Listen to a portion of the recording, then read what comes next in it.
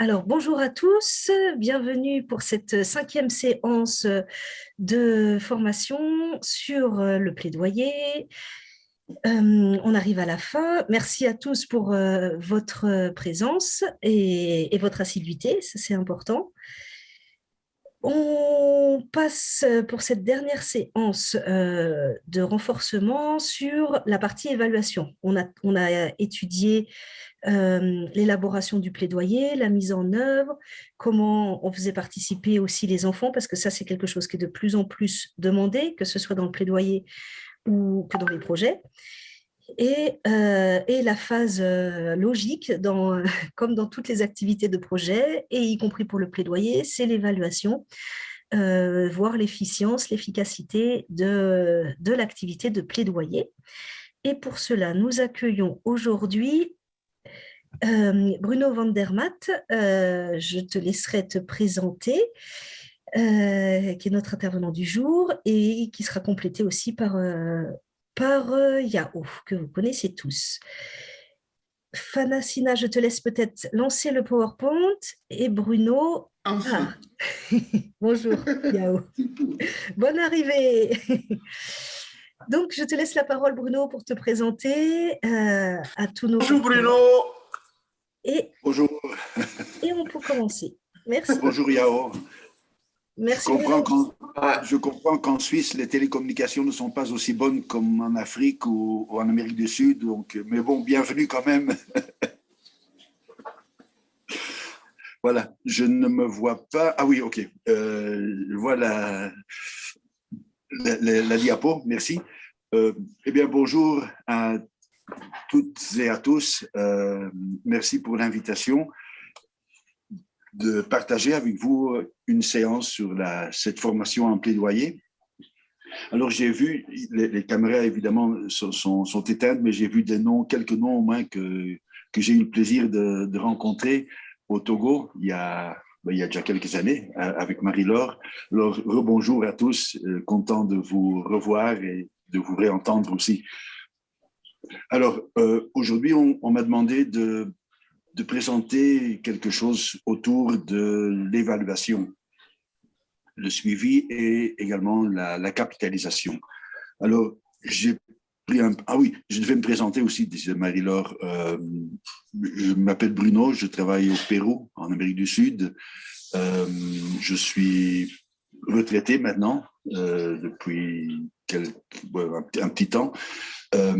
Et dans mon temps libre, disons, en volontariat, je fais partie de plusieurs associations qui travaillent autour des jeunes en conflit avec la loi et aussi des détenus, des prisonniers. Voilà. Merci pour les diapos. Est-ce qu'on peut passer à la suivante, s'il vous plaît, où il y a le plan? Voilà. J'ai l'intention de m'arrêter plus ou moins toutes les 15 minutes. Si Marie-Laure peut m'aider, si je passe trop de temps à parler, parce que l'idée est que vous puissiez intervenir. Alors, je vais mettre le chronomètre au moins. Voilà. L'idée est d'abord de voir la partie la plus importante qui est le suivi et l'évaluation. Et ensuite, en fin de parcours, on parlera un peu sur la capitalisation. Donc d'abord, je voudrais distinguer le suivi de l'évaluation et nous demander quand même pourquoi nous devons faire un suivi et pourquoi évaluer. Et surtout, le quatrième point, évidemment, comment allons-nous évaluer. Ensuite, nous verrons quelque chose autour de la capitalisation qui est un point en annexe, disons. Alors, sur la diapo suivante, on peut voir la différence. C'est une différence qu'on pourrait dire un peu sémantique, si vous voulez, entre le suivi et l'évaluation, parce qu'évidemment, il s'agit de recollecter des informations, d'un côté pour mesurer les progrès et de l'autre côté pour mesurer le résultat final. Donc, pour le suivi, on mesure les progrès qui ont été faits au cours d'un certain temps. Donc là, pour le suivi, il est important d'avoir des instruments de suivi, mais aussi de voir à quelle périodicité, parce que c'est une phase intermédiaire. Donc, si notre projet prend 2 mois, ben, il serait quand même bien de faire un suivi tous les 15 jours, par exemple. Mais si c'est un projet sur 3 ans, ben, peut-être qu'il faudra faire un suivi pour chaque semestre. Non. Donc, l'idée du suivi est de voir où en sommes-nous. Donc, quelle est notre position maintenant? On la compare avec la planification et on voit ensuite quelles mesures on va prendre. Pour l'évaluation, par contre, nous essayons de voir si nous avons atteint l'objectif. Donc, on rassemble toute l'information que nous avons établie, enfin que nous pouvons rassembler, et nous allons analyser cette information pour voir si nous avons atteint notre objectif ou pas. Alors, avons-nous réussi et en plus, qu'est-ce que nous avons appris? Je crois que là, il y a toujours plusieurs objectifs une fois qu'on fait un suivi et une évaluation. C'est ce qu'on va voir sur la suivante. Je passe un peu vite, mais je crois que ce sont des choses plus ou moins évidentes. Pourquoi faire un suivi? Évidemment, pour mesurer les progrès qui ont été faits. Donc, on veut savoir où nous en sommes. Nous voulons savoir est-ce qu'on est dans les délais, est-ce que nos objectifs sont bons, etc. Mais nous ne voulons pas seulement savoir quelque chose. Le suivi doit avoir une réaction, il y a un agir, il n'y a pas seulement un savoir. C'est-à-dire, selon le progrès que nous remarquons selon nos indicateurs, nous pouvons corriger le plan. Par exemple, dans les temps, même les objectifs ou les moyens. Un petit exemple, si après 15 jours, nous n'avons pas atteint encore tous les sous-objectifs que nous avions planifiés, mais il serait peut-être bien de se demander si nous avons un retard de 15 jours, est-ce qu'il ne faut pas relancer et prévoir que nous allons prendre 15 jours en plus pour la fin. Les objectifs également. Est-ce que notre contexte a peut-être changé? Est-ce que les moyens que nous utilisons ont changé, etc. Donc, le suivi n'est pas seulement un exercice pour savoir où nous en sommes, mais c'est également un exercice pour pouvoir réajuster notre plan. C'est ce qui est visualisé, si vous voulez, dans la suivante diapositive, où nous avons le cycle, le cycle qui est un cycle que vous connaissez de planification et d'évaluation, c'est-à-dire nous commençons par définir l'agenda, nous élaborons une stratégie, en ce cas-ci de plaidoyer, nous la mettons en œuvre et nous faisons un suivi selon une certaine périodicité. Une fois qu'on a les résultats du suivi, nous allons réajuster, nous allons déterminer les réajustements nécessaires pour redéfinir peut-être l'agenda, les actions à faire, etc. Donc, nous avons un cercle qui ne s'arrête jamais, qui ne s'arrête qu'à l'évaluation finale et encore. Donc, le suivi nous permet de savoir où nous en sommes dans notre planification et nous permet également d'améliorer peut-être notre plan, de changer, de réajuster les délais, les objectifs, etc. et les moyens. Alors, pourquoi évaluer?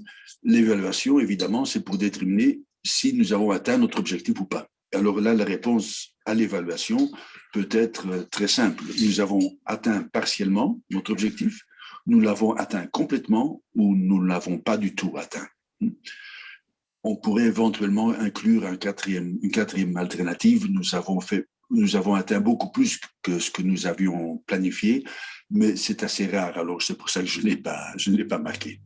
Mais l'évaluation doit nous permettre de dire, bon, OK, nous avions un objectif, nous l'avons atteint pleinement, ou bon, il faut réajuster et on doit refaire un plan, on doit réajuster un nouveau plan pour marquer cet objectif. Ou tout simplement, on arrête là parce que nous n'avons pas du tout atteint ce que nous voulions faire. Et alors là, c'est une question d'évaluer ce qui n'a pas marché. Mais l'évaluation ne sert pas seulement à déterminer si nous avons réussi ou pas, mais également nous devons utiliser cette évaluation pour systématiser notre apprentissage.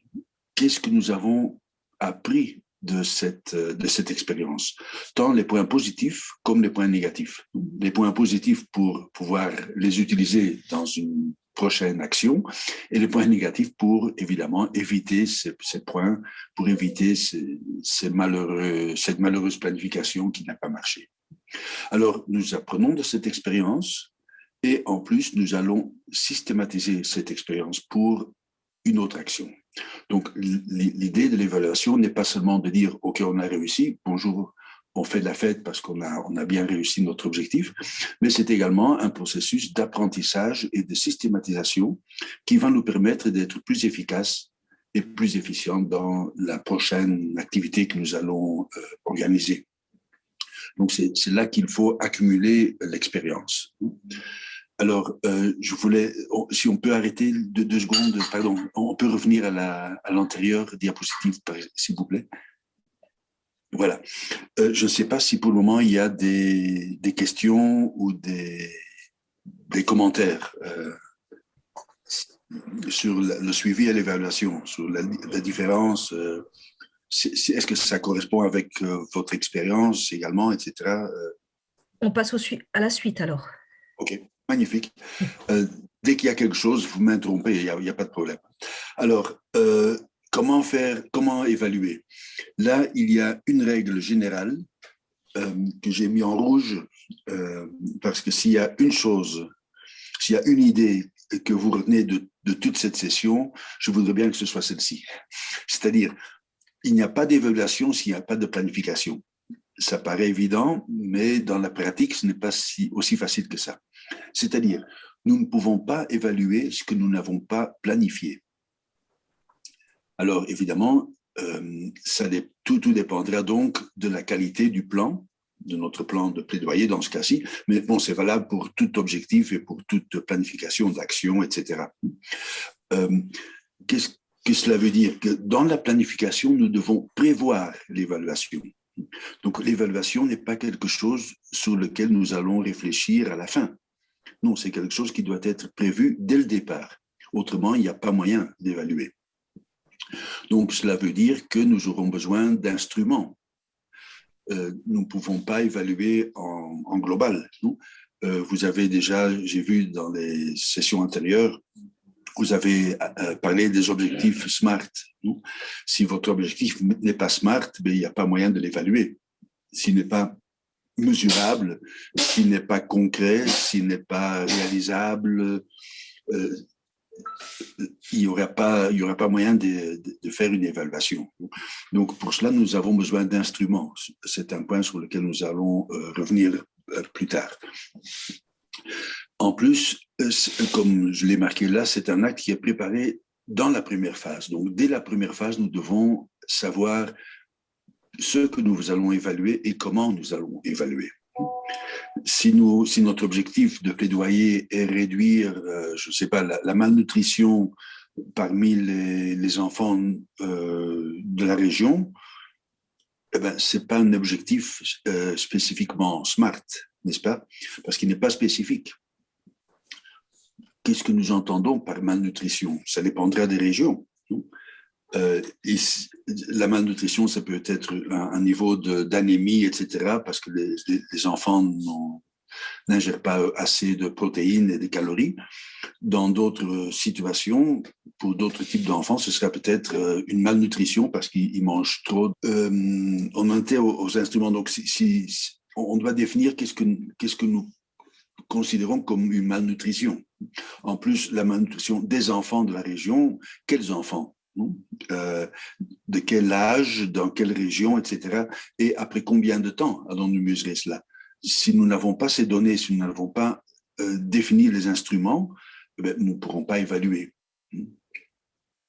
Alors, j'insiste, c'est un acte, l'évaluation est un acte qui est préparé dès la première phase. Donc, c'est un acte qui doit être dans le plan du plaidoyer, dans tous ses détails, toutes ses actions et tous ses responsables. Autrement, il n'y a pas moyen d'évaluer. Ce n'est pas quelque chose après 3 mois de travail, de plaidoyer, on se réunit, on boit un café, on dit, tiens, maintenant, comment comment est-ce qu'on a travaillé? Non, c'est pas possible. Alors pour ça, nous avons besoin évidemment des objectifs SMART qui sont dans la diapo suivante. Voilà. Je répète simplement ce que vous avez déjà travaillé. Donc, ce qui est spécifique, il faut être précis dans l'objectif. Donc, dans les définitions, qu'est-ce qu'on entend par malnutrition ou par violence sexuelle ou par, je sais pas, corruption, etc. Ça doit être mesurable. Alors, on va voir après dans le quantitatif et le qualitatif comment on peut mesurer. Atteignable, c'est-à-dire avec les ressources que nous avons, est-ce que nous pouvons atteindre cet objectif? Alors, il doit être réaliste, au fond, c'est plutôt, je considère que c'est plutôt ce qui est atteignable, mais c'est pertinent, c'est-à-dire est-ce que l'action que nous allons mener est pertinente, va aider à résoudre le problème que nous avons posé, et évidemment, l'objectif doit être temporairement défini, on doit savoir quel délai nous donnons-nous pour atteindre cet objectif. Alors, évidemment, à parler d'objectifs SMART, c'est bien plus facile d'en parler en théorie que dans la pratique. On va voir ça dans l'évaluation que nous allons voir maintenant. Alors, comment évaluer? Je vais plus vite que ce que je ne pensais, mais bon, tant que vous ne m'interrompez pas, je continue. Comment évaluer? Alors, il faut des indicateurs de suivi et d'évaluation réalistes, comme on a déjà dit. Il faut présenter l'indicateur et la périodicité. Pour cela, il est indispensable d'avoir une ligne de base initiale et contextualisée. Qu'est-ce que je veux dire par là? Nous voulons réduire l'absence scolaire, par exemple, dans la région. Mais pour pouvoir planifier, pour pouvoir faire un plaidoyer, évidemment, il faut d'abord déjà savoir quel est le taux d'absence ou d'absentisme, je ne sais pas comment vous dites chez vous, scolaire. Donc, nous avons besoin d'une ligne de base initiale. Nous devons savoir d'où partons-nous. Nous voulons réduire la malnutrition. OK. Quel est le niveau actuel de malnutrition? Nous voulons réduire la violence sexuelle dans le secondaire. OK. Quelle est la situation actuelle? Si nous n'avons pas ce chiffre de base, nous ne pourrons pas planifier et donc nous ne pourrons pas évaluer. Alors, parfois, c'est difficile. C'est pour ça que l'objectif SMART pose la question de qui doit être spécifique. Si notre objectif est de réduire la corruption dans la région, bof, déjà ce n'est pas spécifique et en plus ce n'est pratiquement pas mesurable parce que nous ne savons pas combien de cas il y a. Il faut être assez spécifique dans la particularité de l'indicateur. Parce que, par exemple, on parle de corruption. Alors, quels sont les chiffres que nous avons sur la corruption? Peut-être que nous avons des dénonciations au comité des droits de l'homme ou une commission anticorruption, etc. Mais cela ne reflète pas l'ensemble. Donc là, il faut voir quel est l'indicateur que nous allons utiliser. Par exemple, nous voulons réduire la violence sexuelle dans le secondaire de notre région. Donc, quels sont les chiffres de départ? Quel est le constat, le diagnostic que nous avons dès le départ? Parce que si nous n'avons pas cet élément-là, nous ne pouvons pas voir comment, à quel niveau nous allons réduire ce chiffre. Alors, cette ligne de base, il faudrait voir quelle est notre source. Est-ce que c'est une source fiable ou est-ce que c'est simplement, bon, on croit qu'il y a autant de cas, etc. Donc là, il faut être assez spécifique, il faut voir. Autrement, si nous n'avons pas cette ligne de base, nous ne pouvons pas planifier. Une fois que nous avons cette ligne de base et nous avons une idée des causes, donc vous avez travaillé l'arbre de problèmes avec Marie-Laure et avec Yao, une fois qu'on a les causes, on peut essayer de réfléchir, bon, que voulons-nous atteindre en quelle mesure voulons-nous réduire ce chiffre ou ce pourcentage ou par contre augmenter. On peut aussi parler d'augmenter le côté positif. Par exemple, au lieu de dire nous voulons diminuer la malnutrition en 50%, on peut dire on veut augmenter le nombre d'enfants bien nourris en 30%, par exemple. Donc là c'est notre ligne de base ou la ligne de référence, je crois, comme Marie-Laure vient d'indiquer. Donc voilà, la ligne de base initiale, et elle doit être contextualisée. C'est-à-dire, il ne s'agit pas seulement d'avoir une bonne ligne de base, mais nous devons contextualiser cette ligne de base, cette donnée. C'est-à-dire, nous devons poser le contexte dans lequel nous posons cette ligne référentielle. Pourquoi? Parce que dans le courant de notre plaidoyer, de notre plan de plaidoyer, le contexte peut changer. Alors, ah oui, situation de départ. OK, merci Thomas. La ligne de base, la situation de départ est dans un certain contexte. À la fin, ou même dans le suivi, disons, dans la périodicité du suivi, peut-être que ce contexte a changé. Je prends un exemple. Nous avons, disons, 50 000 enfants à l'école primaire dans notre région. De ces 50 000 enfants, 20 000 sont mal nourris. Donc, nous voulons réduire ce nombre de 20 000 à 10 000. Magnifique. Après un an de plaidoyer envers les autorités, l'UNICEF, je ne sais pas, les autorités locales, les collèges, les parents, etc., nous voulons faire une évaluation finale et nous voulons voir si nous sommes arrivés à 10 000 enfants, c'est-à-dire nous avons pu réduire en 50% le nombre d'enfants qui sont mal nourris. Et nous constatons qu'il n'y en a pas 10 000, mais maintenant il y en a 30 000.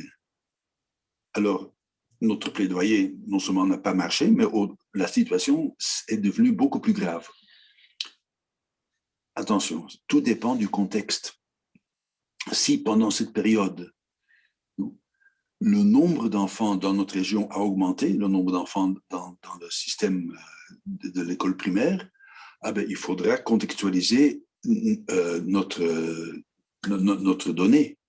Par exemple, il y a eu des troubles dans les régions environnantes où le volcan a de nouveau fait savoir de lui, etc. Et maintenant, au lieu d'avoir 50 000 enfants dans notre système scolaire primaire, nous en avons 70 000. Donc, notre contexte a changé, donc notre indicateur, évidemment, devra varier. Si nous avons, au lieu de 10 000, nous avons maintenant 30 000 enfants mal nourris, c'est sur un univers beaucoup plus grand. Donc, ça ne veut pas dire que notre plan, notre plaidoyer n'a pas fonctionné. C'est simplement que le contexte a changé. Donc, c'est pour ça que j'insiste beaucoup sur cette ligne de base, cette référence, cette situation initiale, il faut toujours la contextualiser. Donc, on doit savoir sur quel univers travaillons-nous. Dans cet univers, quel est notre cible, notre groupe cible, et avec ce groupe cible, qu'est-ce que nous voulons atteindre? Quels sont les points que nous voulons atteindre? Alors, avant de passer à l'évaluation elle-même, je fais une petite pause pour voir s'il y a peut-être déjà des questions ou des commentaires à partir de votre pratique ou votre expérience. Oui, Bruno, merci pour la parole. Je voulais juste revenir sur ce que vous avez dit par rapport aux qualités des objectifs. Oui. Je veux dire que l'objectif doit être smart. Je suis en train de me demander, dans une action de plaidoyer, des fois, l'action peut être, je ne veux pas dire anonyme, mais beaucoup plus globale, à tel enseigne que ce n'est pas aussi facile de dire, voilà, on va atteindre exactement tel chiffre ou approximativement tel chiffre. Si l'entité est vaste. Je voulais peut-être avoir de vous juste un petit exemple générique sur, partant de ce que vous avez dit, comme exemple sur un cas de malnutrition. On veut faire une action de plaidoyer par rapport à la malnutrition. Comment est-ce qu'on peut estimer juste l'indicateur mesurable et enfin être capable d'évaluer ça tenant compte de la grandeur d'une entité sur laquelle on doit opérer? Merci. Merci. Merci, Ignace. OK. Bien, moi, j'avais commencé, mais Oui, allez-y. Le courant m'a cochonné. Je disais que souvent, la situation de départ exige des études.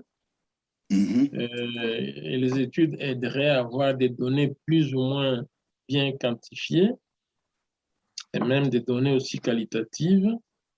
Et à la fin de l'exécution du plaidoyer ou du projet, on peut avoir des éléments de référence plus ou moins basés sur une étude.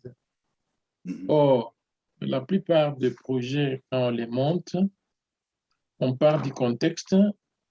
Dans ce contexte, parfois, on n'a pas tous les chiffres qu'il faut qui constitueraient cet élément de référence, des approximations seulement. Alors, cela rend difficile le travail d'évaluation. Qu'en pensez-vous? Oui, je suis tout à fait d'accord et la question de Désiré rejoint celle d'Ignace. Dans les modèles que nous présentons, le SMART, etc., et tous les documents qui sont sur la plateforme, là, sur le Moodle, évidemment, tout cela se fait dans des contextes où il y a moyen de mesurer et de quantifier. Je me rappelle, il y a plus de 30, encore plus de 40 ans, je travaillais au Nigeria et je devais planifier également. Et j'étais à Lagos et je voulais faire une petite étude de la population, enfin du possible marché. Et je suis allé à la municipalité de Lagos, qui est donc, bon, c'était la grande ville, évidemment, et j'ai demandé quelle est la population. Alors, celui qui était en charge des statistiques à l'époque, je vous parle d'il y a plus de 40 ans, il me disait, il doit y avoir entre 2,5 millions et 10 millions d'habitants. Alors, évidemment, avec un chiffre pareil, il n'y a pas moyen de planifier, parce que simplement, on manquait de données. C'est un problème dans tous les pays, sauf évidemment, je ne sais pas moi, en Suisse, etc. Là, tout est bien quantifié, mais ici en Amérique latine également, on a un système de statistiques, mais qui est parfois très approximatif. Alors, comment pouvons-nous quand même essayer de quantifier? Parce que si vous avez un bailleur de fonds et vous allez demander des fonds pour une action de plaidoyer, évidemment, le bailleur va dire, oui, qu'est-ce que vous voulez atteindre? C'est-à-dire, quelle va être l'efficacité du rendement de l'argent investi? Alors, quand nous parlons d'entités vastes, donc par exemple la malnutrition, il faut surtout voir dans ces cas-là, comme dans l'exemple que me posait Ignace, il faut surtout voir avons-nous une capacité pour influencer les décisions qui ont trait à cette malnutrition.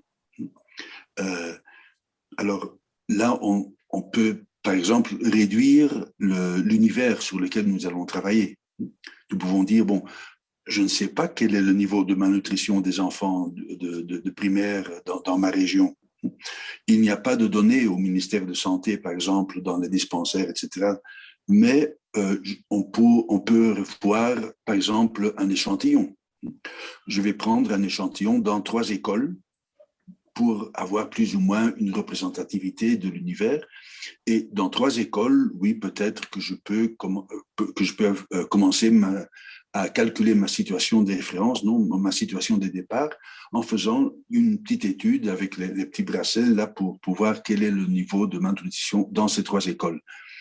Et une fois que j'ai cet échantillon, je peux voir avec les ressources que nous avons, connaissant les terrains, sachant quels sont éventuellement les autorités qui pourraient aider ou les institutions, etc., on peut essayer de miser sur une réduction de cette malnutrition de autant de pourcents.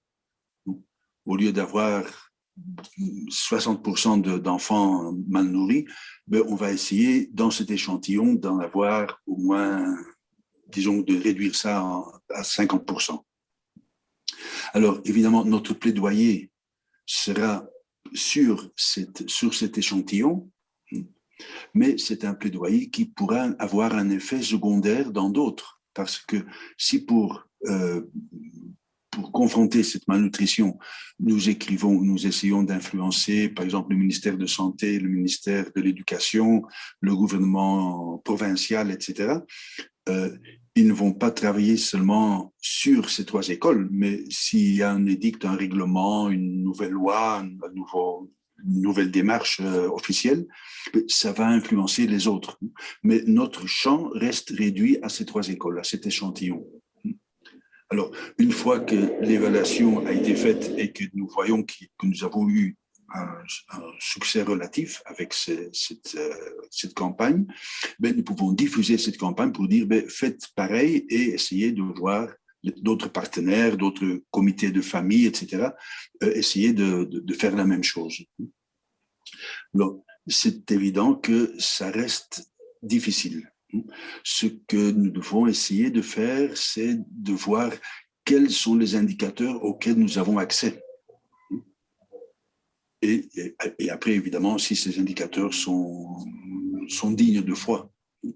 Alors, pour ça, nous pouvons peut-être passer à la diapositive sur la 4e qui est en vue, là. Alors, si nous avons notre situation de référence, notre situation de départ contextualisée, nous pouvons évaluer le côté quantitatif, le nombre ou le pourcentage auquel nous sommes arrivés. Éventuellement, comme j'ai dit, avec les données que nous avons, nos objectifs SMART. Alors, comment mesurer l'effet, le résultat ou l'impact de notre action? Nous allons voir quel était notre objectif, quel était le pourcentage ou le nombre dans notre objectif. Si nous avons des pourcentages, c'est plus facile pour contextualiser. Si nous avons un nombre, là, il faut toujours voir quel est notre univers de départ et notre univers d'arrivée. Donc là, nous pouvons réviser nos indicateurs. L'important, là, est de maintenir le même indicateur du début à la fin. Parce que si nous changeons d'indicateur, évidemment, il n'indique plus rien. Il n'indique rien qui nous est utile comparé au début. Mais il y a également une évaluation qualitative où nous voulons voir l'effet ou le résultat ou l'impact dans un élément qualitatif. Alors, le qualitatif, on peut essayer aussi de le mesurer. Mais le qualitatif a trait, par exemple, au discours, à la mentalité, aux habitudes, à la culture. Ce sont des éléments qui sont bien plus difficiles à changer qu'un niveau de malnutrition. Parce que là, il faut changer le chip qu'il y a dans la tête des gens, et là, c'est bien plus difficile.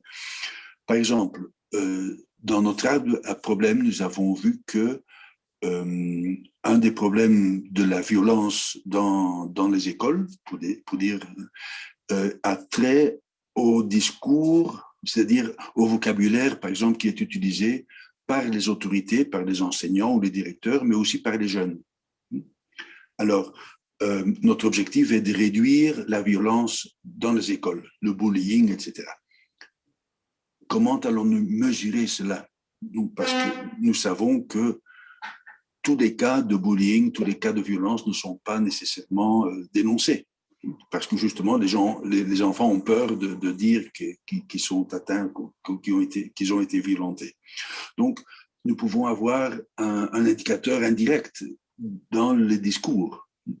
Nous allons voir dans les discours des autorités ou même des jeunes, par exemple par des échantillons, nous allons repérer les paroles qui sont relationnées à une idée de violence, d'hierarchie, d'exploitation, etc. cela, nous pouvons le quantifier. Je peux faire une analyse de discours, par exemple, du ministre régional ou provincial de l'éducation.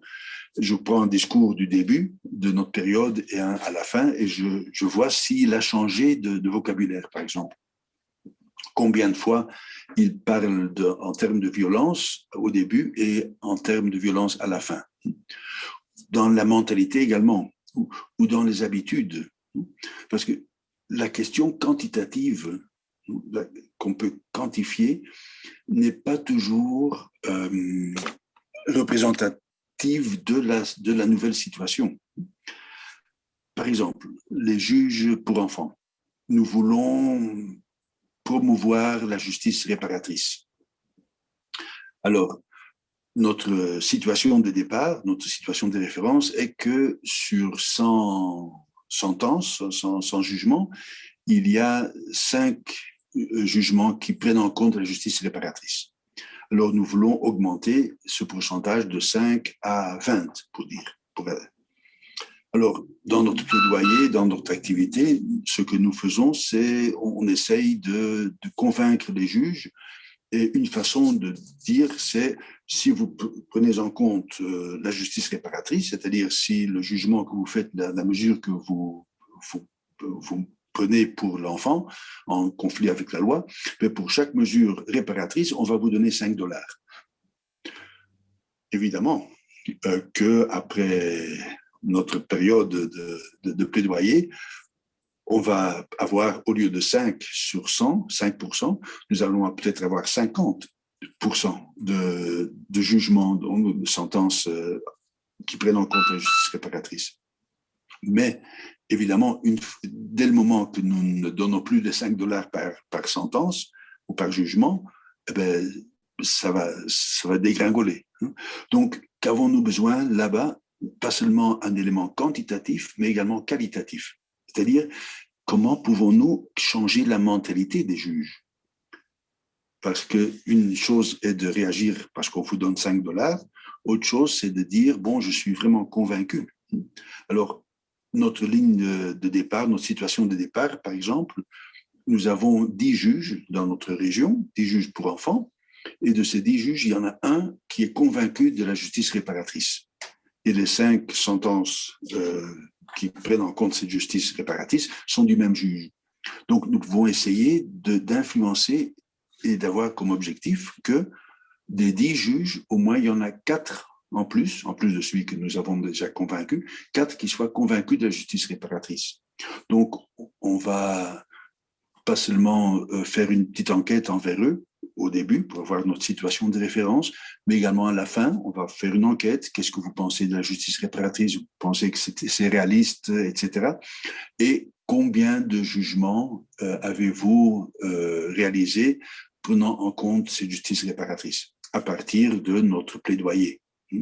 Donc, nous allons influencer, nous allons lui donner des données à tous les juges, aux 10, mais on espère qu'au moins 4 accepteront cette situation, cette nouvelle idée. Et donc, nous allons leur donner des brochures, on va leur expliquer ce qui se fait dans d'autres régions ou dans d'autres pays. Nous allons dire comment ça coûte, la justice réparatrice coûte beaucoup moins à l'État que la justice rétributive, etc. Et après un certain temps, nous allons essayer d'évaluer la qualité, cette qualité de la mentalité. Mais comme je vous ai dit, c'est bien plus difficile, évidemment, de quantifier, mais ce n'est pas impossible. Donc, il y a plusieurs moyens d'analyse, d'enquête, etc., pour voir si réellement quelque chose a changé. Donc, ne nous fions pas seulement dans les données quantitatives, mais également qualitatives. Le qualitatif peut être quantifié dans un certain sens. Par exemple, nous voulons réduire la malnutrition dans nos 3 écoles dont nous avons parlé. Alors, quelle est la définition de malnutrition et qu'est-ce que nous voulons évaluer? Parce que il y a dans la malnutrition, il y a des situations de malnutrition graves qui causent des effets qui sont irrécupérables Et il y a une malnutrition moyenne, disons, où nous pouvons récupérer la santé de l'enfant. Et il y a une malnutrition, disons, légère qui est plus ou moins facile à gérer. Ce sont des qualités. C'est une définition de la qualité de la définition de malnutrition. Donc, on peut évaluer le quantitatif, le qualitatif. Évidemment, il faut le planifier, il faut que cet objectif soit clair. Et il y a une grande question que nous devons nous poser toujours dans l'évaluation, c'est pourquoi? Pourquoi la situation a-t-elle changé? Parce que peut-être que la situation a changé pour du bien. Donc notre évaluation va être magnifique parce qu'on a réduit la malnutrition, on a réduit la violence sexuelle, etc. Mais ce n'est peut-être pas à cause de notre plaidoyer. Donc, c'est pour ça que le contexte est toujours très important. Nous voulions, par exemple, réduire la malnutrition et nous avions un plaidoyer avec les parents, les directeurs d'école, le ministère de l'Éducation, etc. Nous voulions réduire à 50% et à la fin de notre période, nous voyons qu'elle était réduite à 10%. Donc, il y a 90% qui sont sortis de la malnutrition. Magnifique. Mais est-ce que c'est grâce à notre action de plaidoyer ou dans le contexte d'un coup, il y a eu un grand programme pour dire, je ne sais pas moi, d'UNICEF qui est venu, ou de Save the Children, ou n'importe quelle ONG. Ils sont venus avec des gros moyens, ou le plan mondial d'alimentation, etc. Ils sont venus, ils ont envoyé des aliments, etc., des vitamines et tout le bazar. Et donc, ça a eu un effet magnifique sur la situation de la malnutrition. Mais ce n'est pas grâce à nous. C'est un élément externe. Ce sont des tiers qui ont influencé les résultats. Donc, nous devons toujours nous demander pourquoi. C'est-à-dire, pourquoi on a atteint ce résultat? Est-ce que c'est grâce à notre action ou est-ce que le contexte a changé et il y a eu d'autres éléments qui ont joué? Donc, pour cela, il faut évidemment, on doit vérifier nos objectifs, nos indicateurs et notre méthode. Voilà, je suppose qu'il y aura plus de questionnements maintenant, plus de questions et de commentaires maintenant. Donc, je vous rends la parole à tous. Ainsi, pour en faire le suivi, faut-il s'appuyer sur une autorité, entre parenthèses d'influence, pour pousser et atteindre au moins un indicateur prédéfini? Pour faire le suivi, il faudrait s'appuyer sur l'autorité. Pour faire le suivi d'évaluation. Non, disons pour faire le suivi, on a besoin de l'indicateur. Alors maintenant, si l'indicateur vient d'une certaine autorité qui est digne de foi, ok, magnifique. Mais pas pour le suivi, mais peut-être pour le plaidoyer en soi, pour atteindre l'objectif. Peut-être que oui, il faut avoir accès ou essayer d'influencer l'autorité qui peut changer la situation. Parce que notre plaidoyer, que veut dire un plaidoyer? Dans le plaidoyer, nous voulons changer une situation, mais c'est une situation qui ne dépend pas de nous. Donc, le plaidoyer, c'est justement d'arriver à sensibiliser ou à convaincre les personnes, des acteurs qui peuvent agir directement sur la situation pour améliorer la réalité. Donc, le plaidoyer n'est pas ce n'est pas une action directe de l'association, mais c'est une action où nous voulons obtenir un résultat. Et nous sommes derrière le podium, disons, nous essayons d'influencer d'autres parce que c'est une situation qui ne dépend pas de nous. Autrement, nous ferions nous-mêmes le travail. Si je veux améliorer la situation de malnutrition dans une école et j'ai les moyens, eh bien, je vais installer une cuisine et je vais acheter des grandes casseroles et on va acheter des aliments et on va changer la situation. Mais justement, le plaidoyer se fait sur des situations sur lesquelles nous n'avons pas, ou pour lesquelles nous n'avons pas les moyens d'intervenir directement. Donc, nous essayons que ceux qui ont les moyens soient convaincus et se mettent en ligne, disons, pour résoudre le problème. Mais je ne sais pas si ça répond à la question d'Ignace. Bien, à ce propos, moi je pense que dans tout ce que nous faisons au niveau des plaidoyers, vous avez cité les mots, il faut aboutir à des changements. Et ici, quand on accompagne un plaidoyer auprès d'une autorité qui arrive à l'élaboration d'une loi en faveur des problèmes qu'on porte dans les plaidoyers, c'est ça les véritables changements. Parce que là, on a agi sur les structures de décision jusqu'à accoucher d'une loi. Là, on peut parler des changements. Et pour ce qui est de nombre, bon, les 50 000 enfants mal nourris, maintenant il reste 30 000 grâce à notre action. Bon, je me dis, qu'est-ce qui garantit qu'on aura toujours à donner pour que cela soit durable? Parce qu'en fait, le changement doit se situer dans la durée. Voilà un peu mes petits commentaires par rapport à votre intervention. Oui, magnifique. Ce qu'Ignace a dit, c'est vraiment, il est important que les résultats soient durables. Il ne s'agit pas de réduire la malnutrition pendant un mois ou la violence sexuelle, etc. Il s'agit franchement de changer des structures. Donc, Ignace a parlé de structures, de lois, etc. Ce sont des éléments qui, évidemment, sont hors de portée pour une association. Mais en influençant, en plaidoyant pour ce changement, si la structure a changé, on peut espérer qu'il y a une certaine, que cela a une influence sur une certaine durée. Non? Par exemple, en pensant vraiment en très grand, il y a des associations à niveau mondial qui essayent d'éliminer la peine de mort. Évidemment, ce ne sont pas les associations qui font les lois sur la peine de mort, mais ce sont des associations qui influencent des entités internationales et des gouvernements ou des parlements pour dire, bon, voilà la peine de mort, etc. Donc, une fois que la loi est votée, on peut supposer qu'il y a une certaine durabilité dans l'effet de cette loi.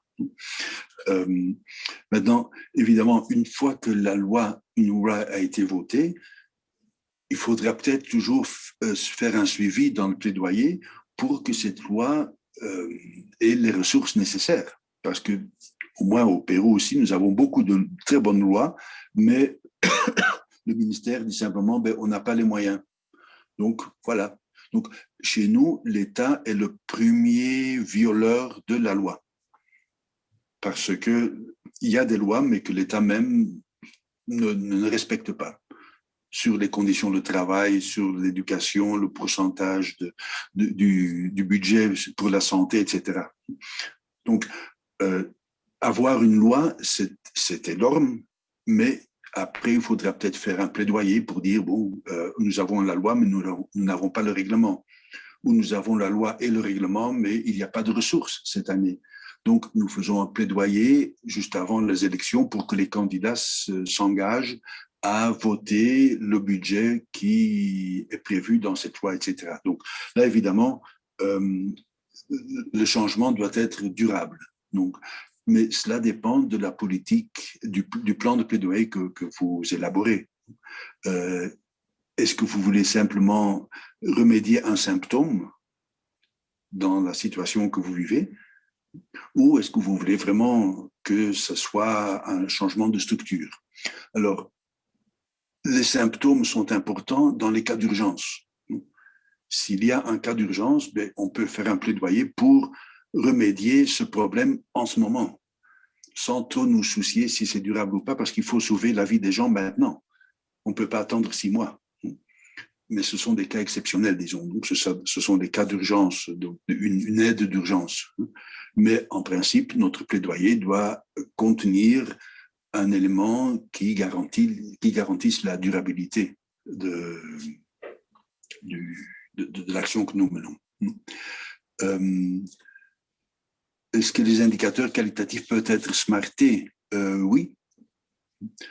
Ils devraient être smartés, disons, si nous voulons qu'ils aient vraiment une influence. C'est-à-dire, l'indicateur aussi doit être spécifique. Par exemple, si nous parlons de la mentalité des juges, qu'ils soient convaincus que la justice réparatrice soit meilleure, soit plus efficace. Donc, c'est spécifique, c'est mesurable. Nous savons combien de juges pensent comme ça. Il est atteignable parce que nous pouvons influencer les juges, etc. Et nous avons également, c'est pertinent parce qu'avec ça, on va aider les jeunes en conflit avec la loi. Et en plus, il y a une périodicité, c'est-à-dire on veut changer cette mentalité en 6 mois ou en 2 ans, etc. Donc, oui, tout à fait, les objectifs peuvent être, les qualitatifs peuvent être smartés, comme vous dites, tout à fait. Ça demande une réflexion et ça demande une adaptation des instruments pour voir comment allons-nous vérifier. C'est-à-dire, nous pouvons faire une interview, nous pouvons interviewer le juge, nous pouvons envoyer une circulaire, disons une enquête, nous pouvons calculer les sentences, nous pouvons réviser les sentences qui ont été émises par ce juge, etc. Donc là, il y a effectivement, il y a possibilité de smarter, comme vous dites, c'est une belle expression, les objectifs. OK. Alors, pour aider l'évaluation et évidemment même la planification, il y a le fameux tableau de Gantt. Le tableau de Gantt n'est pas un acronyme, c'est le nom d'un type, un Henry Gantt, je crois qu'il était américain. Alors, c'est un tableau qui peut aider à la planification parce qu'il y a un tableau, vous avez ça en préparé déjà, en pré-programmé sur les tableaux Excel. L'objectif, ici, il y a 3 objectifs. Chaque objectif a certaines activités. Il y a un responsable par activité, il y a un début de l'action de cette activité et la fin prévue de cette activité, et ensuite le tableau des semaines. Ici, j'ai misé sur 10 semaines, c'est-à-dire 2 mois et 1 semaine.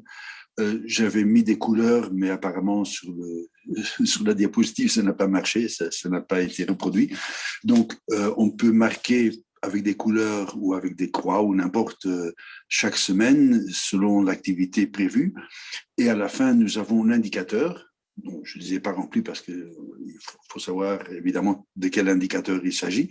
Et ensuite, il y a le suivi. Donc, par exemple, pour la première action de Jean, qui avait 15 jours pour se réaliser, la première semaine est déjà passée, nous faisons un suivi et nous nous rendons compte qu'après la 2e semaine, nous n'en sommes qu'à 50% de l'activité. Donc, il faudra réviser les délais, mais pas seulement de cette activité-là, mais également des autres qui dépendent justement de cette première activité. Donc, c'est un tableau qui permet de réaliser un suivi plus ou moins enfin visuel au moins, pour voir où nous en sommes. Alors évidemment, on peut utiliser des couleurs, du vert si ça va bien, de l'orange si on est à moitié chemin, et du rouge si vraiment on est en problème, on s'est trop attardé à certaines actions. Donc c'est un tableau qui peut devenir très compliqué s'il y a beaucoup d'actions, mais c'est un tableau qui peut visualiser le problème. Et alors, ce qui nous intéresse pour cette session-ci, c'est justement, ce sont les 2 dernières colonnes. Donc, nous indiquons l'indicateur. Donc, quel est l'indicateur et où allons-nous le trouver? Et ensuite, selon le suivi, nous voyons quel pourcentage a été atteint de l'objectif ou de l'action qui a été menée. Donc, c'est pour visualiser le suivi, disons, et la situation dans laquelle on se trouve. Quand nous faisons ce suivi, donc comme j'ai dit, il faut toujours vérifier les objectifs et les indicateurs et la méthode. Dans notre évaluation finale également, nous devons réviser notre objectif, c'est-à-dire est-ce que l'objectif que nous avions pensé au début est-il encore pertinent dans le contexte que nous avons. C'est dans la diapo antérieure, si on peut revenir sur la diapo antérieure, s'il vous plaît. Voilà. Donc, ici, à la fin, il faut toujours vérifier les objectifs en fonction du contexte, évidemment. Est-ce que notre objectif est encore pertinent ou est-ce qu'il est complètement dépassé, par exemple? Nos indicateurs, peut-être que dans le courant de notre plan de plaidoyer, dans le courant de la mise en œuvre, nous nous sommes rendus compte qu'il y a une source d'indicateurs à laquelle nous n'avions pas pensé au début et qui donne une meilleure idée. Et également, y a-t-il une méthode? Est-ce qu'on a dû changer de méthode, des moyens utilisés, etc. Cela est important parce que ça va nous aider ensuite dans la capitalisation. Mais il faut toujours se demander les deux dernières questions, donc le pourquoi et la vérification de ces éléments, des objectifs, des indicateurs et de la méthode. Ça peut peut-être nous compliquer la vie apparemment, mais si nous voulons vraiment faire un plan de plaidoyer et nous convaincre également que nous pouvons le faire, mais il faut suivre certains pas, certaines indications. Alors, pour maintenant, je voudrais passer à la suivante pour voir si quelqu'un veut partager un objectif avec son indicateur de suivi pour faire un petit exercice, disons, en ligne. Est-ce que quelqu'un peut réfléchir sur un objectif à atteindre, une activité, disons, et ensuite nous cherchons ensemble un indicateur de suivi? Autrement, tout cela risque de rester très, très théorique, évidemment. Ou si un groupe, une association a déjà un plan de plaidoyer et veut présenter un de ses objectifs, par exemple, parce que les actions des associations qui participent, j'ai l'impression, sont très diverses. Donc, il est difficile d'avoir une action qui va être possible pour tous, mais je ne sais pas. Est-ce que quelqu'un peut lancer une idée? Il y a souvent le souci, la grosse question, c'est la non-gratuité des frais de la scolarité et que tout le monde rend compte. Et ça, c'est un gros souci parce que c'est prévu dans les textes, mais ce n'est pas du tout mis en œuvre. Okay. Alors, on a des promesses. Alors, je vais proposer une formulation, mais qu'il faut préciser. Oui. À l'issue de notre plaidoyer, nous voulons que l'État puisse voter un budget de secours pour les parents pauvres en vue de la scolarité des enfants. Que l'État puisse voter un budget pour la scolarité des enfants issus des familles pauvres, quelque chose de pareil. Bon, repréciser maintenant, mais ça nous donne déjà un début de discussion, quoi. Oui. OK, magnifique. Très bien. Oui. Sur les enfants indigents, les familles indigentes, effectivement, ça peut être déjà un début de gratuité. Merci Désiré. Oui. Alors, quels seraient, pour atteindre cet objectif, quels pourraient être les indicateurs dont nous avons besoin pour pouvoir... Parce que, évidemment, tel que c'est formulé, l'objectif, on demande que l'État puisse voter un budget. Alors, l'évaluation finale dira le budget a été voté ou non. Donc ça, c'est assez simple. Donc là, notre indicateur est le vote sur le budget, donc le vote d'approbation d'un budget de cette année ou de l'année qui va venir. Ah, et ce qu'on Mais disait aussi, ce qu'on avait dit Oui, mais aussi, est-ce que, c'était que l'argent soit bien utilisé, parce que des fois, il y a les budgets, mais ils vont pas aussi au bon service. Il y avait ce oui, difficulté. oui, est-ce qu'on atteint déjà ces familles vulnérables, ces enfants indigents dans la scolarité? C'est ça, en fait, les changements que je voudrais à l'issue de mon plaidoyer. oui, Donc, le budget a été voté et remis, Et l'enfant, des moyens remis aux familles vulnérables pour la scolarité des indigents. Donc, en tout quelque cas, chose de pareil. ou en ah tout oui, cas que l'enfant accède à l'école. Et L'enfant c'est reste... ça. Oui. On va peut-être pas remettre l'argent, mais Grâce à ces budgets, au fonds Mm. scolaire voté par l'État, parce que la famille est indigente. ok. Oui. Donc, au fond, le fait que l'État puisse voter le budget fait partie d'un objectif qui est beaucoup plus ample, qui est la scolarité des enfants des familles indigentes, si je comprends bien. oui, c'est le OK, résultat qu'on attend. Oui. OK. Donc, dans votre arbre de problème, vous avez vu que pour ça, évidemment, il fallait un bon budget. Ensuite, il fallait faire le suivi du budget. Et à la fin, fallait voir le nombre d'enfants scolarisés, donc des familles indigentes. OK, donc, magnifique. Je crois que c'est un très bon exemple. Donc là, on aura besoin d'un indicateur principal, sera le nombre d'enfants des familles indigentes qui sont scolarisés ou non.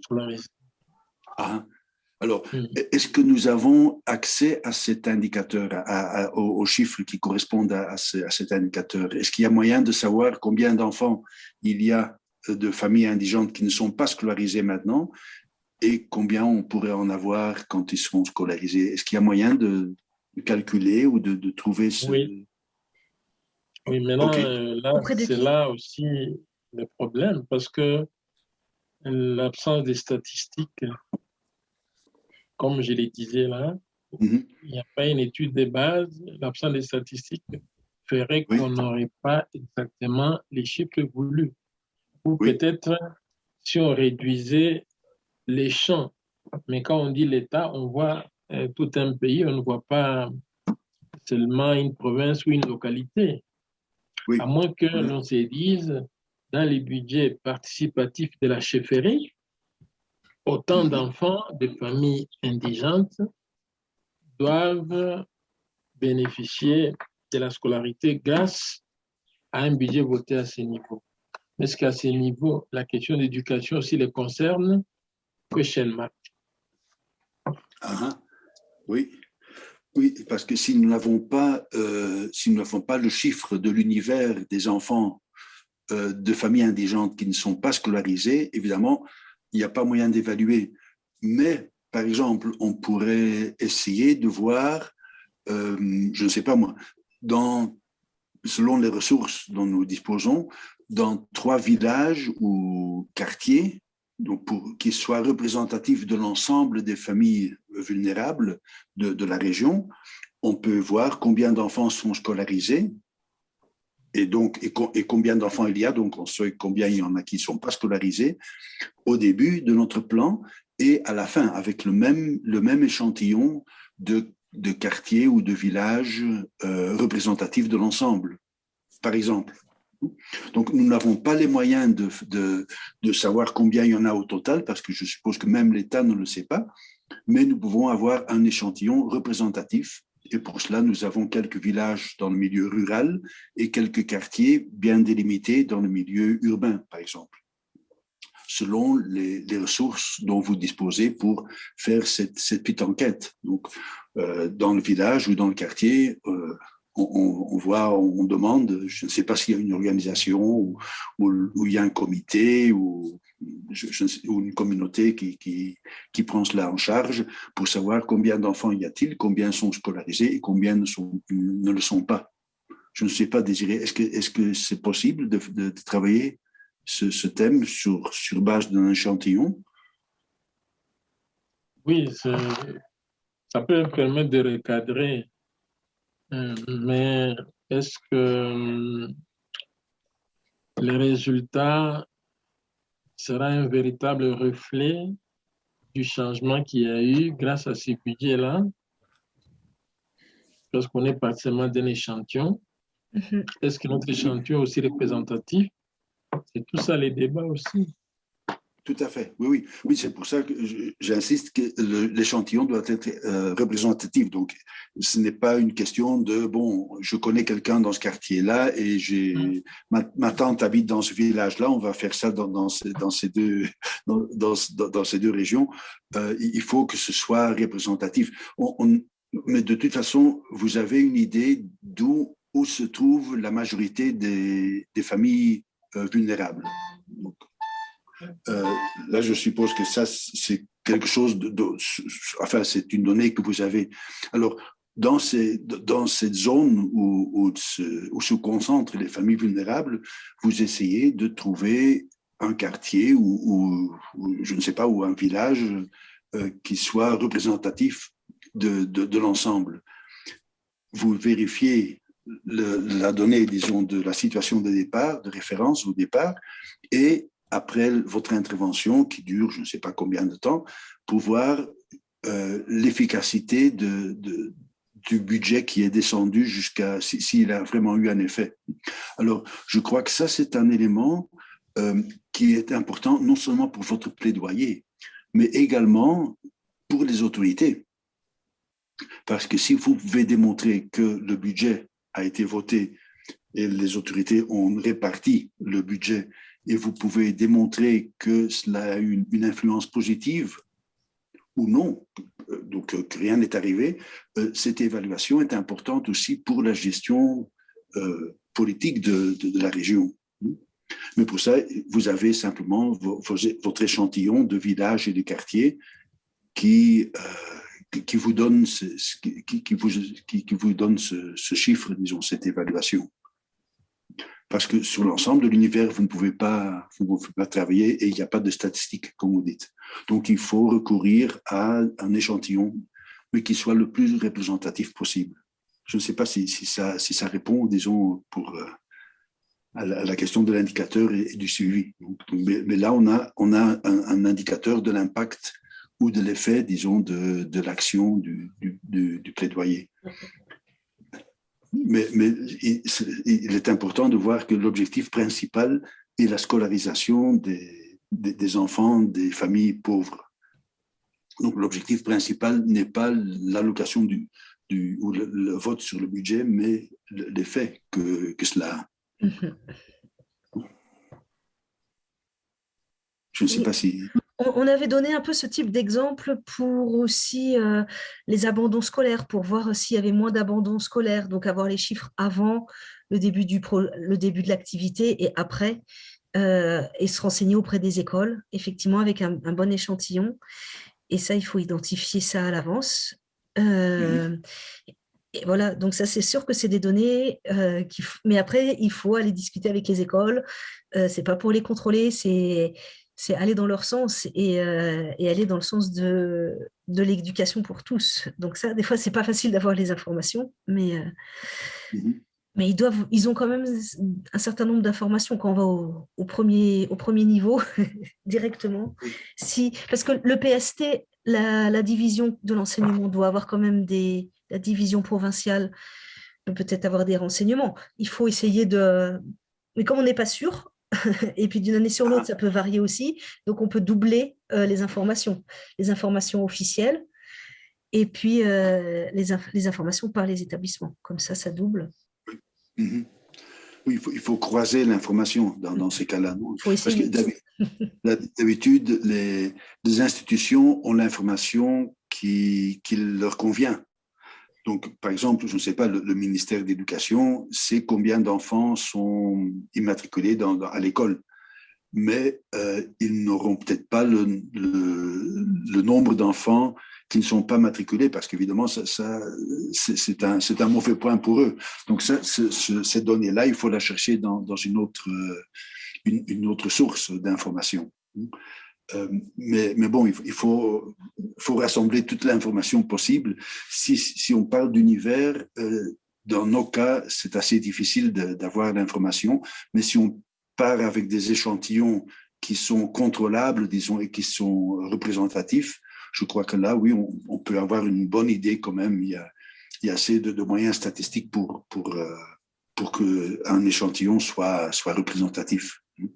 Mais ça dépend surtout des gens du terrain, ça dépend de vous qui connaissez le terrain, qui savez comment trouver l'échantillon représentatif. Alors, je ne sais pas, je crois, Marie-Laure, je crois que la semaine prochaine ou la session suivante, vous allez faire des applications de tout ce qui a été dit dans ces sessions. Donc, je crois que là, on peut travailler sur ce thème, sur ces thématiques-là. Oui, parce qu'il faudra justifier. Il faut toujours qu'on explique un petit peu notre démarche, donc et féliciter quand il y a des avancées et montrer les efforts. C'est pas dans un, c'est intéressant. Comme tu l'avais dit au début, pourquoi c'est pour analyser ce qui s'est passé, mais aussi pour aller de l'avant. On capitalise ce qui a déjà été fait pour avancer pour la suite. Ah. C'est Yao qui sait précisément les thématiques des prochaines semaines. Ah bon, magnifique. Donc ici, oui. Je m'excuse un peu. Il y a un aspect que je n'ai pas bien compris. Alors, je m'excuse de... Je ne sais pas si vous m'autorisez, oui. Bien sûr, bien sûr. Ah, merci beaucoup. Je voulais revenir sur l'exemple qu'a donné le confrère Désiré et la réaction de Marie-Laure. Ce sont deux aspects qui m'ont amené à réfléchir. Et en cela, j'ai vraiment trouvé l'importance de ce que vous avez dit au départ, dans la première partie. Vous avez insisté sur la ligne de base, parce que ça permet d'avoir une orientation de départ pour savoir où l'on va. Et l'exemple de Désiré, donc je voudrais rester dans le contexte. Ici, le terrain où nous sommes. Oui. Désiré a donné un exemple sur la scolarisation des enfants issus de familles vulnérables. Si un élément pouvait manquer dedans, peut-être on pouvait parler, par exemple, de l'éducation au niveau primaire, peut-être, ou au niveau secondaire. C'est un élément qui serait encore bien précis pour qu'on puisse parvenir à se localiser de quelle catégorie d'enfants, de familles, sommes-nous en train de parler. Mais après, au-delà de ce qu'a dit Désiré, Marie-Laure a parlé, peut-être qu'il fallait réfléchir dans le cadre du taux d'abandon scolaire et à partir de ça, essayer de voir quelle action de plaidoyer on peut mener par rapport à ça.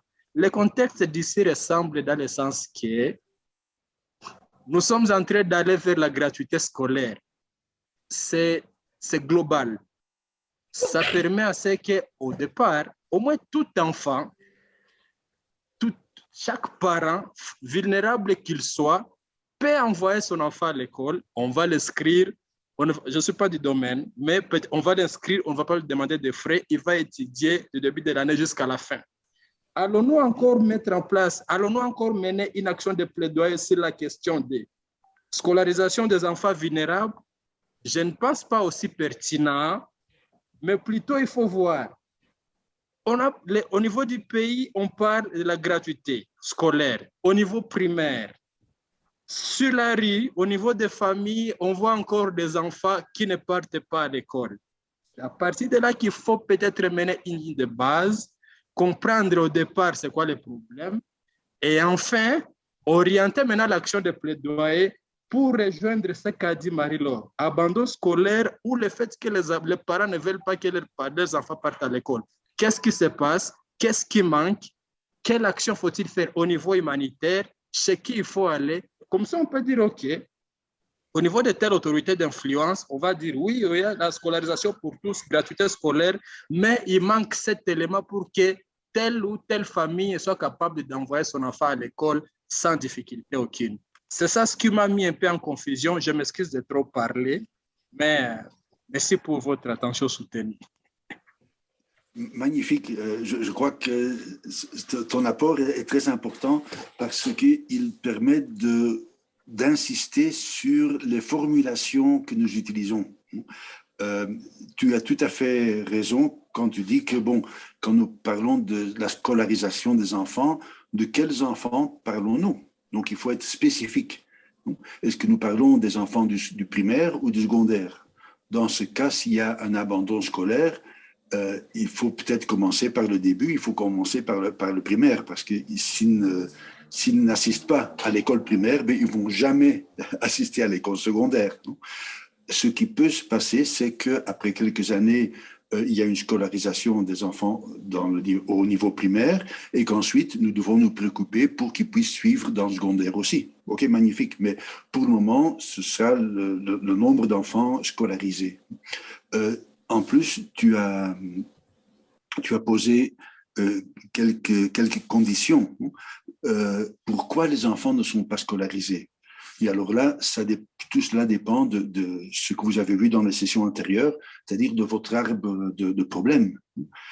Par exemple, est-ce que c'est une question d'infrastructure? Il n'y a pas assez d'écoles?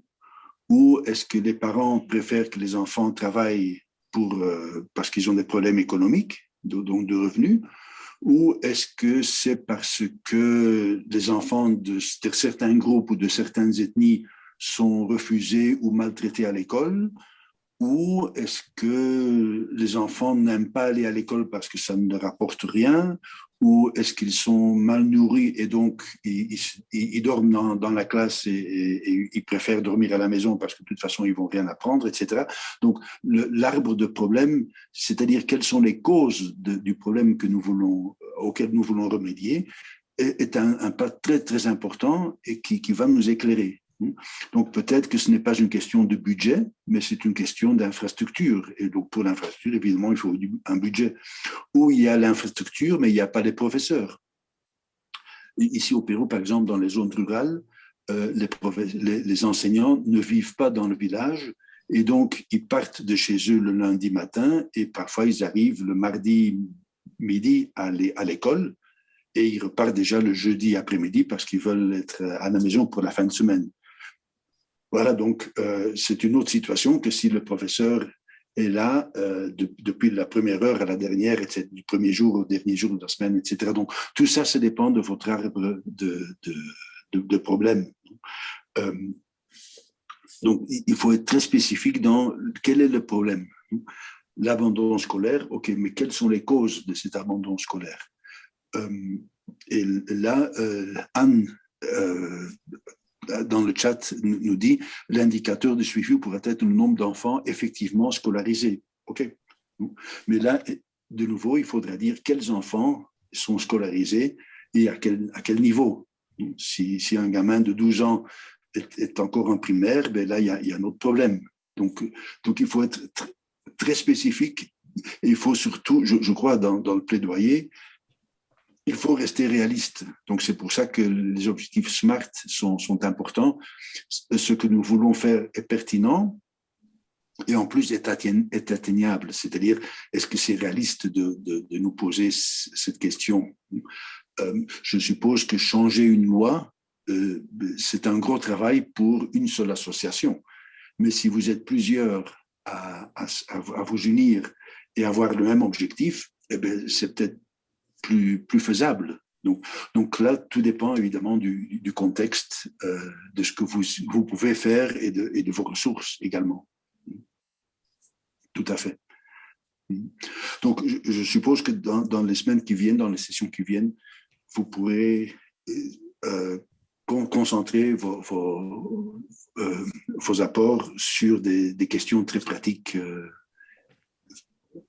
pour voir comment élaborer l'indicateur de suivi et à partir de là, voir quelle est la situation de référence ou la situation de départ et où vous voulez en venir. Opérationnaliser tout ce qu'on a dit. Tout à fait. Alors, je ne sais pas si on peut passer, parce qu'il oui, il n'y a plus qu'un quart d'heure, si on peut passer à la capitalisation, s'il vous plaît. Pour terminer simplement, donc la capitalisation, c'est voir de cette expérience que pouvons-nous apprendre?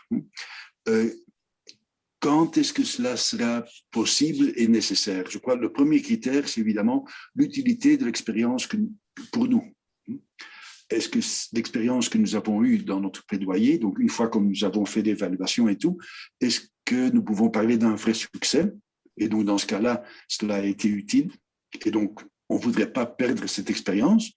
Ou est-ce que ça a été un fracas énorme et donc ça n'a pas marché du tout? Dans ces cas-là, ça peut être très utile aussi, parce que ça peut éviter que nous commettions les mêmes erreurs dans une campagne postérieure. Donc, que ce soit un succès ou que ce soit un fracas énorme, il faut voir si ça a été utile, si l'expérience a été utile pour nous. Alors, pourquoi capitaliser? Mais il faut voir aussi si cette expérience serait utile pour d'autres. Il ne faut pas être égoïste dans ce sens-là pour dire, bon, ce n'est qu'à nous.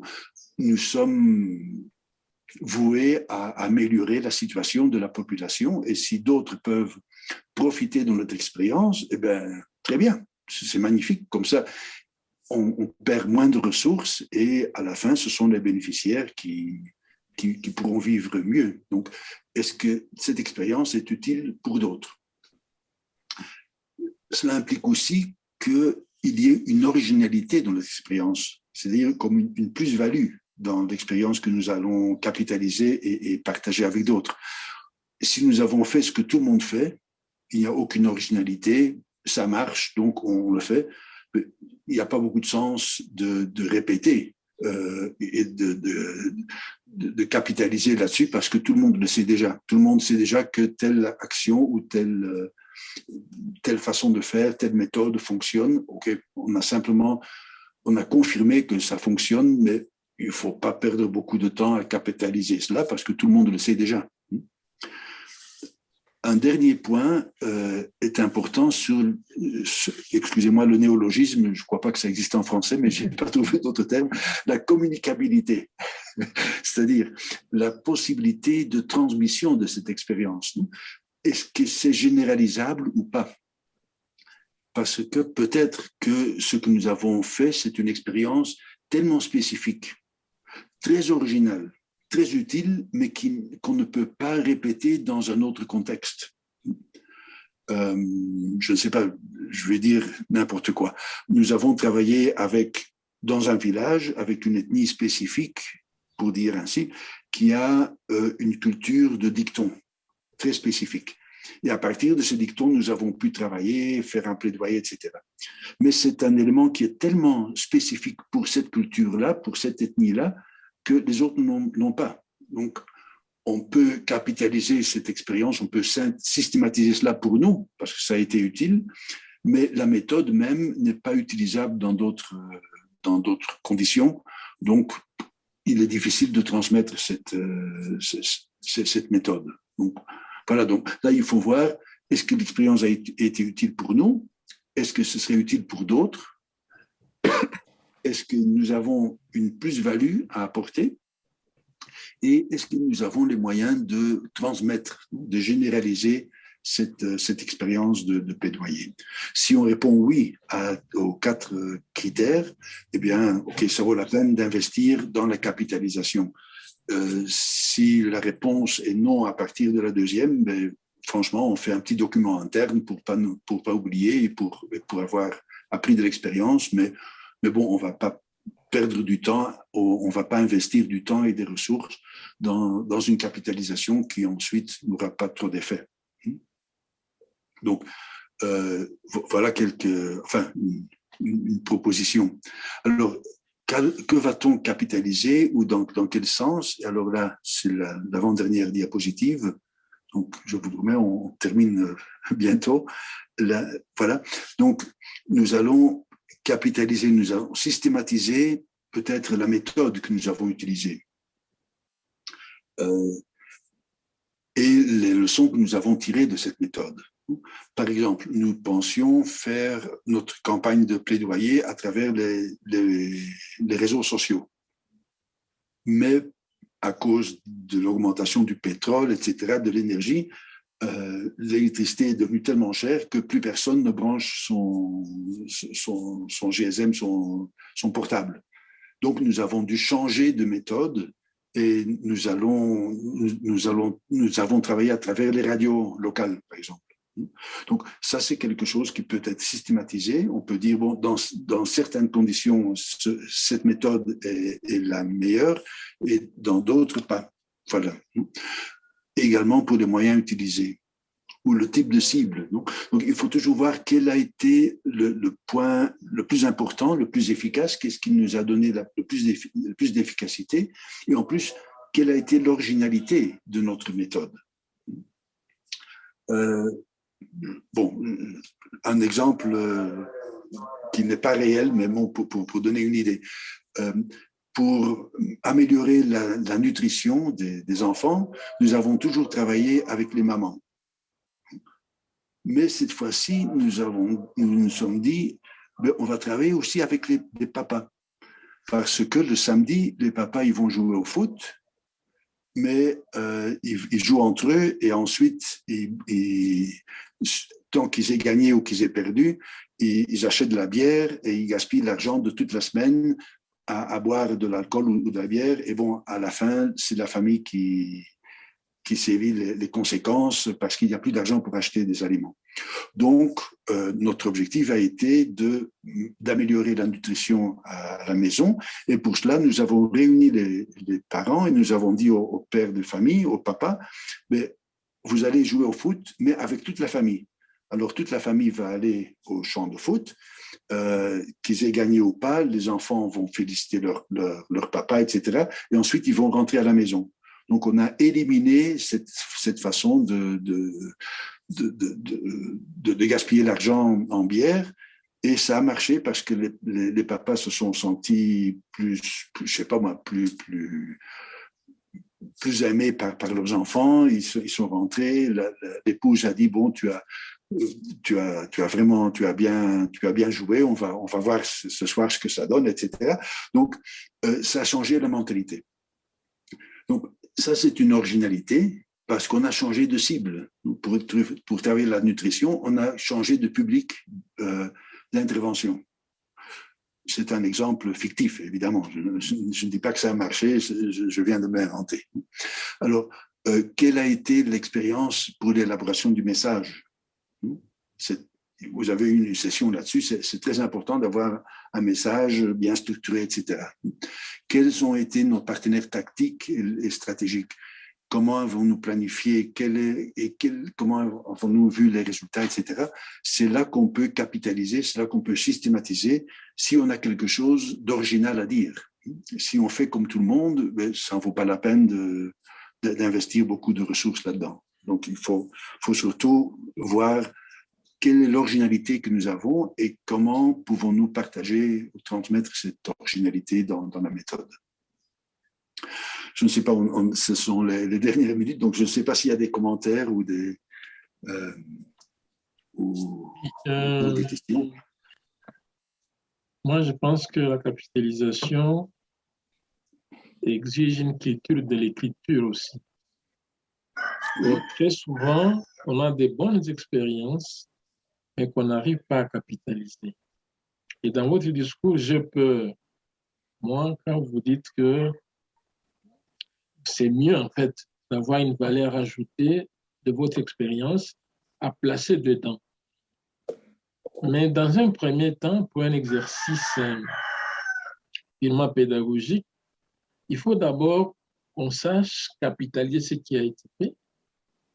Et dedans, maintenant, savoir une originalité, une valeur ajoutée, à quelle étape qui a permis à ce qu'on atteigne ceci. Les gens, c'est un exercice qui demande que la plume soit bien tenue, alors les gens ont l'habitude de l'oublier. Or, il faut encourager les gens à cette capitalisation. Cependant, les nouveautés qu'il y a, ce qui est nouveau pour toi, peut-être ne sera pas nouveau pour moi. Je peux penser que ça, c'est du commun de tout le monde, alors que dans la réalité, il y a des gens qui vont se dire « Ah, tiens, ça se peut aussi.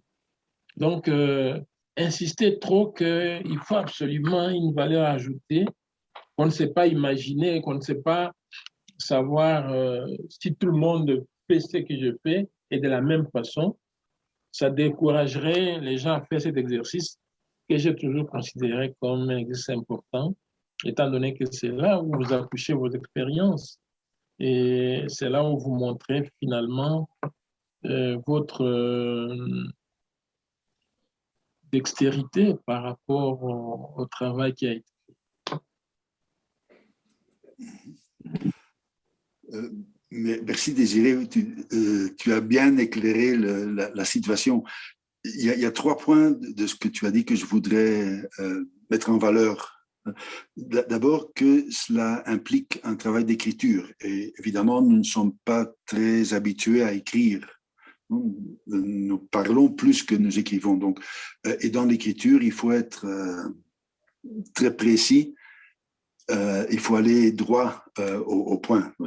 Donc là évidemment, c'est une expérience qu'on doit acquérir et qu'il faut travailler. La question du temps que nous dédions à la capitalisation, donc à la systématisation, c'est très important parce que comme nous manquons toujours de ressources, nous privilégions toujours l'urgent sur l'important. La systématisation est très importante, mais ce n'est jamais urgent parce qu'il y a toujours d'autres activités qui nous paraissent plus urgentes.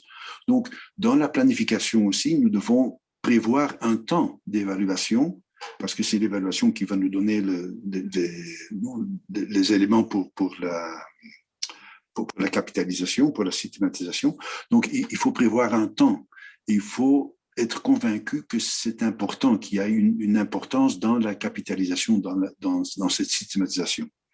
Et un troisième point qui est très, très important aussi, ce que tu as dit, la valeur ajoutée, l'originalité que nous pensons qu'il y a dans notre expérience, on ne sait peut-être pas si cela est original pour les autres. C'est pour ça que le deuxième point était l'utilité de l'expérience pour d'autres.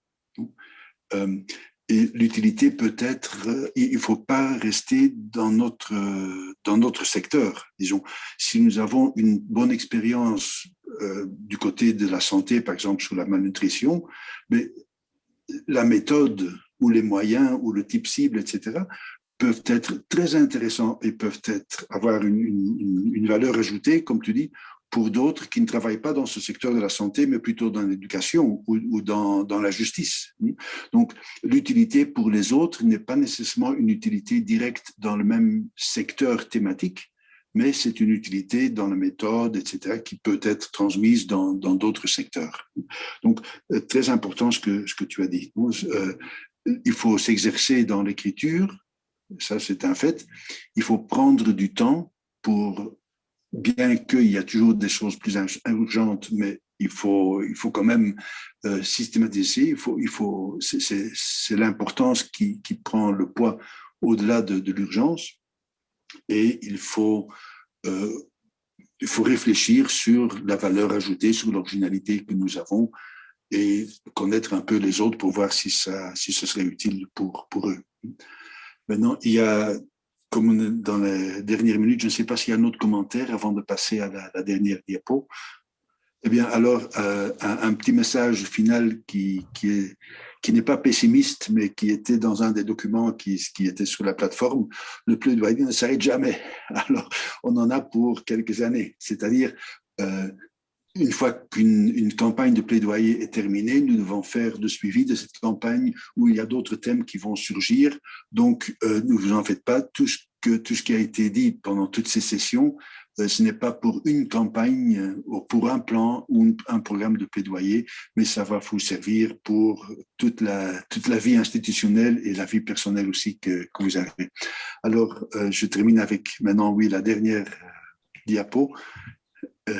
La suivante pour vous dire merci pour votre attention et votre intérêt pour vos interventions et j'espère que d'une façon ou d'une autre, ce que nous avons travaillé ce matin, enfin cet après-midi pour vous, vous est servi et vous sera utile dans les sessions suivantes. Merci. Merci beaucoup, Bruno. Merci pour la journée. Voilà, merci infiniment Bruno. Marie-Laure, si tu permets, Oui, je tout à voudrais fait. particulièrement remercier Bruno parce que Bruno a dit le matin, parce qu'effectivement, chez lui, c'est le matin. Donc, pour nous, c'est 15 heures. Donc, 15 heures à Genève, 15 heures à Saint-Génie et 15 heures à Goma et Bukavu. Mais c'est 8 heures du matin à Lima. Et donc, voilà, on a obligé Bruno à se réveiller. Voilà, on a perturbé sa grasse matinée, mais il a fait avec plaisir et c'est pour ça que je m'en vais. Au nom de tous les participants, le remercier chaleureusement pour le sacrifice qu'il a consenti. Et je sais que on a beaucoup échangé par rapport à cette présentation. On a échangé comment est-ce qu'il faut faire pour que voilà, le message puisse être adapté. Vous avez vu que voilà, lorsqu'on utilise le mot édit et province et autres, donc ça veut dire qu'il y a un travail derrière qui est fait pour que le message puisse être adapté au contexte de l'Est de la RDC. Donc pour ça, grand merci Bruno. Et voilà, c'est ce que je tenais à dire. Un grand plaisir d'avoir partagé avec vous à la demande de Yao et de Marie-Laure. Et bon, je suis disponible quand vous voulez. Le seul problème du petit matin ici, c'est qu'il fait très froid. C'est la seule. Mais j'étais réveillé quand même. Hein. Je ne dors pas jusqu'à 10 heures non plus du matin. Merci. Merci à toutes et à tous pour votre attention et pour votre participation. Maintenant, pour les prochaines sessions, les 2 dernières sessions qui sont prévues sont consacrées aux exercices pratiques. Et par rapport à ces exercices pratiques, nous avons identifié 2 domaines déjà. Donc, le diagnostic de situation, comment est-ce qu'on fait l'analyse de contexte pour pouvoir préciser en fait le sujet, avoir des éléments de fond et de forme pour pouvoir nourrir davantage et la sélection de notre problème, la précision de notre problème, comment poser le sujet et ensuite définir la stratégie et la méthode, la stratégie de plaidoyer qui va avec. Et ensuite, on veut aussi préparer des instruments de plaidoyer, ce que nous avons fait, par exemple, avec Marie-Laure, comment est-ce qu'on prépare une rencontre, comment est-ce qu'on élabore une lettre d'allégation, un communiqué de presse, une communication écrite. Donc, ce sont ces exercices pratiques. C'est ce qui est mentionné dans le tableau. Mais si vous, à travers l'ensemble des présentations qui ont été faites, vous voyez qu'il serait utile d'orienter l'exercice pratique sur une thématique autre que celle prévue ici, vous avez la possibilité de le faire jusqu'à d'ici mercredi. Comme ça, on va voir comment est-ce qu'on peut réajuster les choses parce que, évidemment, on est flexible. Et donc, si vous nous proposez des sujets, des thématiques, des approches sur lesquelles on va davantage orienter les exercices pratiques, on peut le faire. Donc, il n'y a pas de souci pour ça. Mais il faudrait que vous le fassiez parvenir le plus tôt possible. Voilà ce que je tenais à rajouter. Et merci à Marie-Laure d'avoir piloté cette séance. Merci à tous. À très bientôt. La prochaine, c'est la semaine prochaine ou c'est le... Les séances prochaines, c'est le 23 juin et le 4 juillet. Donc, 23 juin pour le premier exercice et le 4 pour le deuxième. Et bien évidemment, l'exercice sera donné à l'avance pour que les uns et les autres puissent les travailler et les présenter le jour J. En fait, pour vous alléger le travail, pour faire en sorte, pour tenir compte de l'agenda assez chargé que vous avez au niveau de vos organisations, vous pouvez, si vous êtes 3 dans une organisation, vous pouvez travailler l'exercice à 3. Comme ça ne fait pas un travail pas individu, ce qui prendra beaucoup plus de temps, mais vous le faites de manière collective. Comme ça, pour 3 personnes, on aura un seul exercice. Et puis, c'est plus intéressant, en plus, en équipe, tout de suite. Ouais. Ça sera plus riche. Super. Alors, on peut peut-être démarrer nos vidéos pour nous dire au revoir. C'est les petites habitudes de photos de famille. Voilà. Même si on n'est pas... merci à Fanacina. Aujourd'hui, on n'a pas Diego, mais Diego est de tout cœur avec nous. Merci à vous tous. Voilà. Voilà. Ciao, ciao.